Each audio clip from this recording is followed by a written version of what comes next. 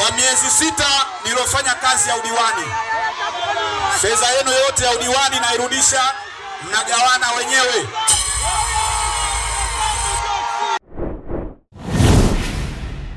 Tunataka mshahara huu kila mmoja ale mshahara wa udiwani. Kila mmoja ale mshahara wa udiwani. Kila mmoja, hata kama ni 2,200, kila mmoja apate. Kwenye miaka yangu 5 ya udiwani, fedha zote za mshahara wa udiwani kwa miaka yote 5 zote mtakuwa mnagawana nyinyi wananchi. Mtakuwa mnagawana kwa namna gani? Mtakuwa mnagawana kwa namna gani? Kwanza kwa miezi 6 iliyopita mshahara nimeshapokea wa miezi 6. Kwa miezi 6 yote iliyopita fedha yenu nimekuja nayo, mtagawana leo hii hapa. Fedha yenu yote kwa miezi 6 nilofanya kazi ya udiwani, fedha yenu yote ya udiwani nairudisha, mnagawana wenyewe. Mwenye kwenda kununua mchele akanunue, mwenye kwenda kununua samaki akanunue, mwenye kwenda kununua maharage akanunue. Kuanzia sasa huu diwani nafanya bila hata shilingi.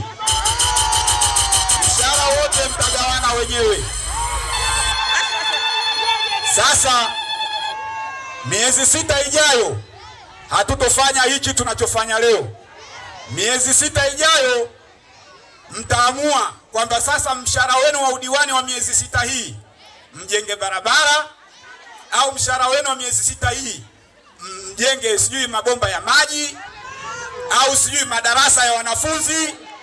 Yani huu mshahara wa udiwani mtakuwa mnapokea nyinyi na mnaamua muufanyie nini.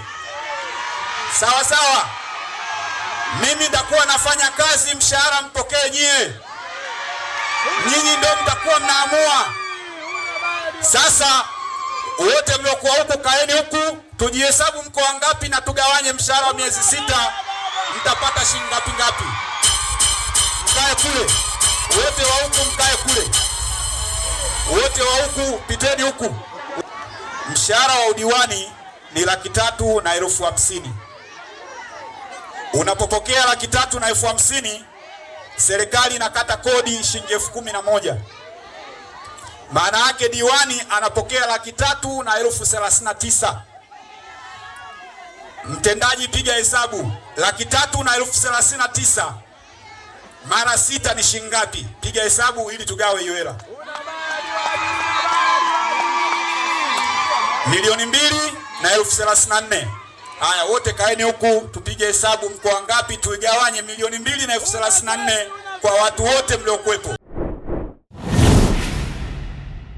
Kwa hilo zoezi ambalo walifanya leo kuchukua mshahara wake miezi yote 6 kuwagawia wananchi, hakuna diwani yote aliwahi kufanya hivyo wala kiongozi mwingine aliyopita katika madaraka haya. Hili ni jambo kubwa sana ambalo alifanya mheshimiwa diwani leo hii.